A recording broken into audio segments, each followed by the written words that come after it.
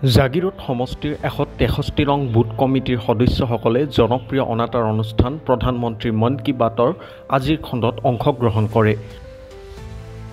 আজিৰ মন কী বাত মাননীয় প্ৰধানমন্ত্ৰী নৰেন্দ্ৰ মোদী ডাঙৰীয়াই অসমৰ সাংস্কৃতিক জগতৰ দুগৰাকী মহান সত্তা ডক্টৰ ভূপেন হাজৰিকা আৰু জুবিন গাৰ্গক শ্ৰদ্ধাৰে স্মৰণ কৰে। মাননীয় প্ৰধানমন্ত্ৰী ডাঙৰীয়াই দুয়োগৰাকী শিল্পী বিশেষকৈ জুবিন গাৰ্গৰ অনবদ্য অৱদানক স্মৰণ কৰে।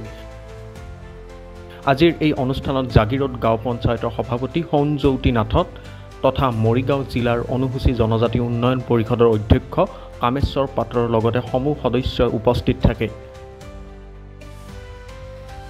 আজি কাৰ্যসূচীৰ অলপমান জনাকচোন, অলপ কেনেকৈ কি কৰিছে? আমি উপস্থিত আছিলোঁ আমাৰ 163 নং বুথত, য'ত আজি আমাৰ প্ৰধানমন্ত্ৰী মন কী বাত ডাঙৰীয়া অনুষ্ঠান অনুষ্ঠিত কৰা হৈছিলে।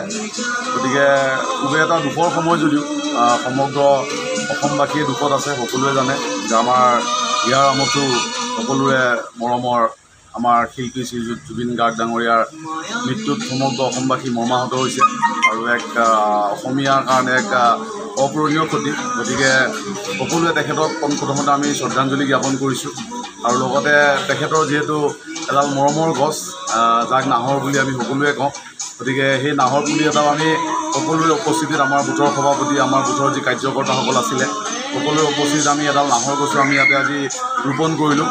আশা কৰোঁ তেখেতৰ আত্মাই চিৰশান্তি লাভ কৰক আৰু সমগ্ৰ অসমে যি ধৰণে তেখেতৰ ন্যায়ৰ কাৰণে দাবী জনাইছে, মোৰ সম্পূৰ্ণ বিশ্বাস যে আমাৰ সকলোৰে কৰ্মদক্ষ মুখ্যমন্ত্ৰী শ্ৰীযুত হিমন্ত বিশ্ব শৰ্মা ডাঙৰীয়াই এই ন্যায়ৰ ক্ষেত্ৰত উচিত তদন্ত কৰিব আৰু যিসকল দোষী আছে তেওঁলোকে উচিত শাস্তি পাব।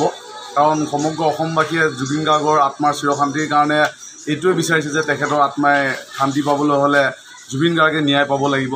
গতিকে মই সেইটোৱে বিচাৰোঁ, আমাৰ মুখ্যমন্ত্ৰী ডাঙৰীয়াকো সেইটোৱে অনুৰোধ জনাইছোঁ।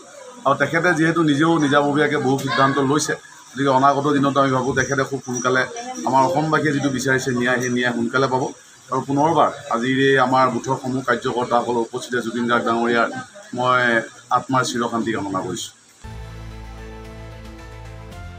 জাগিৰোডৰ পৰা সমুদ্ৰমণি নেওগ ৰিপৰ্ট।